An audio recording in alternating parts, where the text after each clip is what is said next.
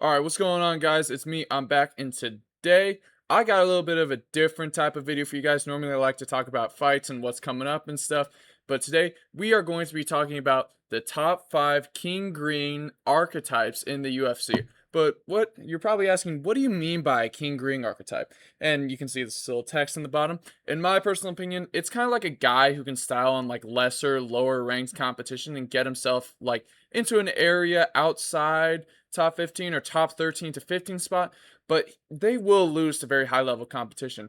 Perfect example, King Green. Just recently beat fuck.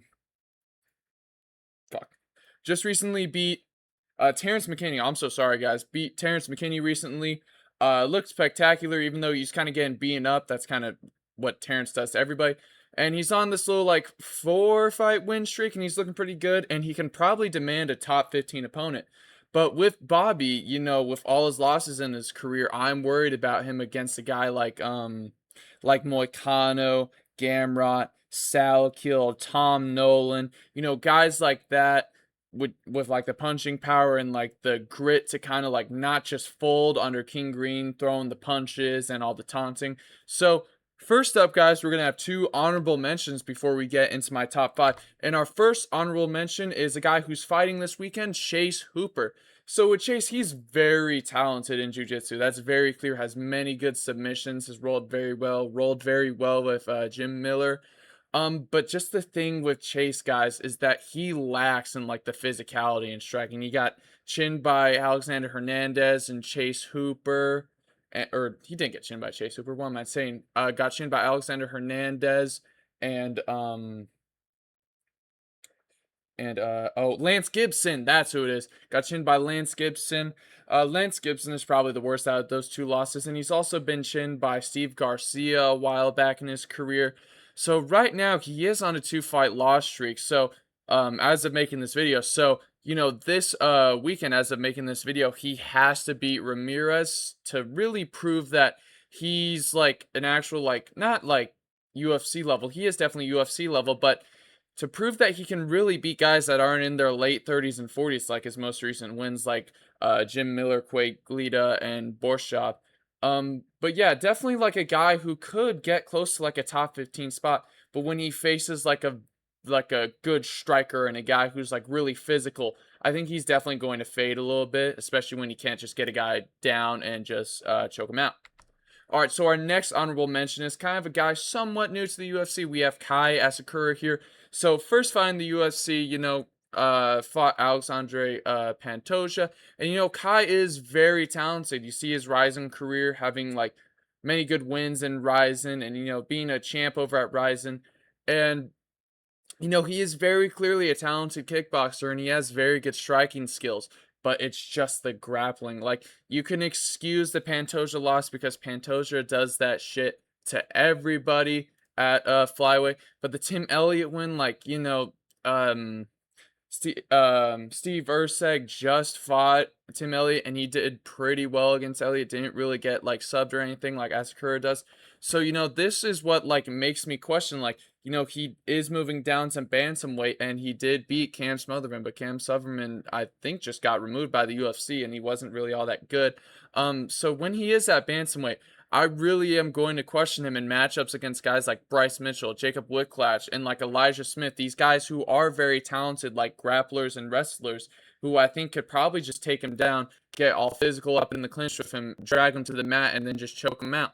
So with Kai, he's going to really have to work on the grappling if he really wants to get like up in the rankings at bantamweight to fight the guys like Sean O'Malley, Mario Bautista, Pierre Yana, and Merab Dvalishvili.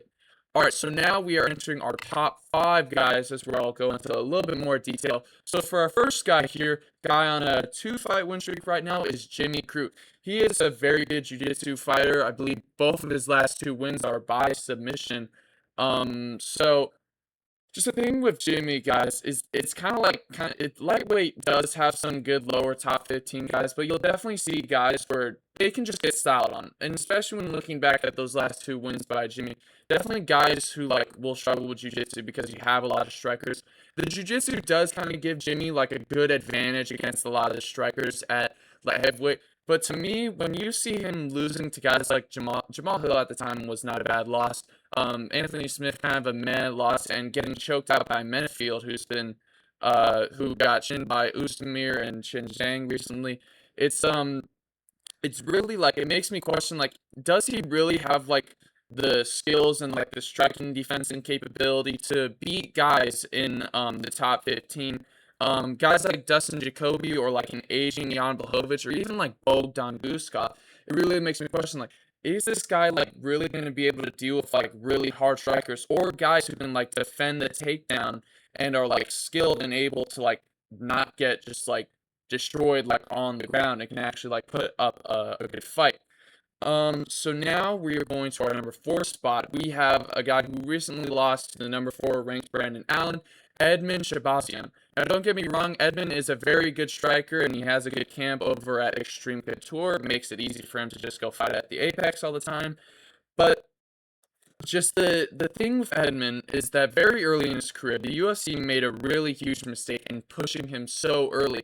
He fought like really high up in the rankings against guys like Imavov, Hernandez, Hermanson, Brunson, and all these guys. Most of them are pretty talented grapplers, like Hernandez, Hermanson, and Brunson. So when you have a guy like Edmund who's really young and a striker coming up, you're setting him up for failure against these good grapplers and very high level strikers like Nasruddin Imavov. Recently, he did have that 3-fight win streak. Not all of those wins are like particularly the craziest, and I'm not quite sure why he had the top 4 fight against Brendan Allen. It was very questionable matchmaking to me, but it got proven. Brendan didn't even really have to take him down all that much. Brendan was like clearly able just to strike with Edmund on the feet and just kind of, I don't know, get off scot free with it was like a 29-28 decision against Edmund, which really kind of proves to me that yeah, Edmund could get a win in the top 15. He could beat like guys like Abus Magomedov, Michel Pereira, maybe even Shara Bullet.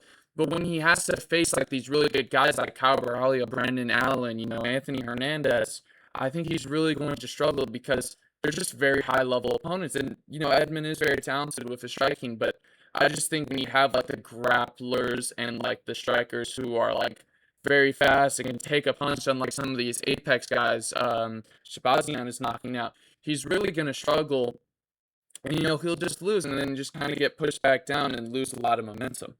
All right, so number 3 here, kind of a more niche pick. We have Nicholas Dalby. I think, although maybe not as niche because I know a lot of you guys remember the Randy Brown knockout, and this is probably my main point. Nicholas Dalby is very tough. He's a very tough striker, and he has decent clinch fighting and grappling, but he's 41, guys, and like his willingness to throw down, like just like in the Randy Brown fight, it makes me like worried. Like, is this guy really going to have the longevity to really get up there in the top 15? Like he already proved, like against a guy like Randy Brown. Oh, also Nicholas Dalby is 5'10", pretty short at lightweight. When he's going to face bigger guys like Randy Brown that have really good punching power and are willing to trade with him, I feel like he's really going to struggle and he might get chinned a lot. Which, you have a lot of very hard punchers at welterweight. Guys like Yoel Alvarez, Randy Brown, maybe even Kevin Holland.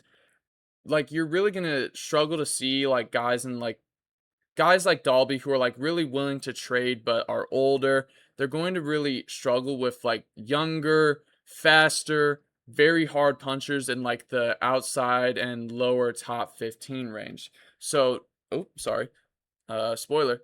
So for our number 2 here, we have Esteban Ribovic. So Esteban is like a very young and talented kickboxer, and he should very much destroy Edson Barboza on the feet because Edson's, really exiting his career. It's very questionable matchmaking, giving, Esteban very much of a layup like that. But my point with Esteban here is like he definitely could get into the top 15. I could definitely see him beating like some of the more like striking based guys. But the Gamrot fight told me like everything I really need to know about him. When you like have a guy like Ribovic who's young, talented striker, he probably doesn't have the grappling to make it very far. So Gamrot, I think, definitely set his ceiling. So when he's going to face guys who like will go to the ground, like Dawson Moicano, even Ludovic Klein and Jim Miller, I think he's definitely going to struggle because these guys will definitely like know like, hey, I'm not gonna want to stand with this guy. Let me just take this guy down and choke him out, which is what Gamrot had really good success with. So he's definitely going to need to work on his anti-grappling, anti-submission stuff if he really wants to make it up far at lightweight, but I could definitely see him sitting around a top 15 spot if he gets the opportunity. All right, so here is our number one. Kind of already spoiled it to you guys, but Dan Ige. So Dan Ige is a pretty good striker, and he's faced like very high level competition in his career. He fought guys like Chang Sung Jung, Bryce Mitchell, Diego Lopez, Josh Emmett. I think he even fought Evloev, Milkaziel Costa. Um, I'm not gonna say Pitbull because that's not a very high level opponent, but Ige is pretty small for featherweight. And, moving down to bantamweight, I do kind of worry about his chin, but definitely at bantamweight, all his losses that he's had in his career and some of the wars he's had makes me kind of question like an aging Ige and like his chin and like facing like really high level guys at bantamweight. I definitely think bantamweight is like one of the like toughest divisions to like enter, especially their top 15. You have like tons of like super good guys in the top 15 at bantamweight.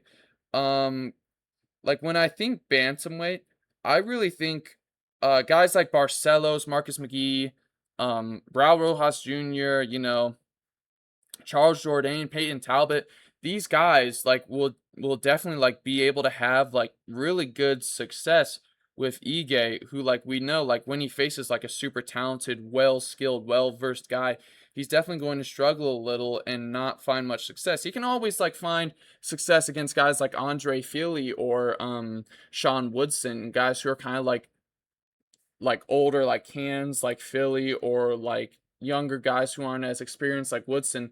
But when you're going into the top 15, the real big change, in my opinion, is you're not like facing like a young guy that doesn't really know, doesn't have the experience, doesn't know a lot, or like an old Can that's kind of like on his way out, like Feely, and then the young guy like Sean Woodson. You're facing like guys who are like well versed in mixed martial arts, like Diego Lopez, Bryce Mitchell, Josh Emmett, Chang Sung Jung.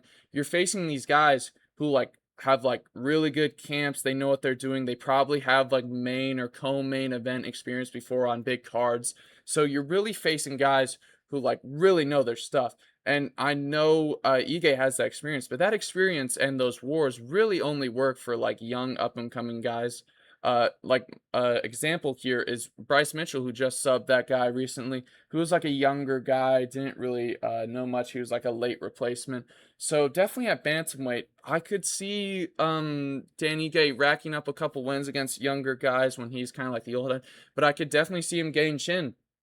I could see him getting chin by more experienced guys like Talbot, Martinez, McGee, Barcelos, these guys who are like very well experienced could definitely give Ige like some trouble. So, that was my list of like the top 5 sort of like king ring archetypes guys who are like will always sit around the 15 to outside of top 15 area, but will never really make it that far up in the rankings. Let me guys know what you guys thought about this list, and you have any sort of like additions you want to make to this list, let me know. I'm always open to criticism and debates in the comments. So, making a lot more MMA videos now, guys. So if you have any MMA videos that you want me to make or any sort of gaming videos, please let me know, and I will see you guys in the next video. Goodbye.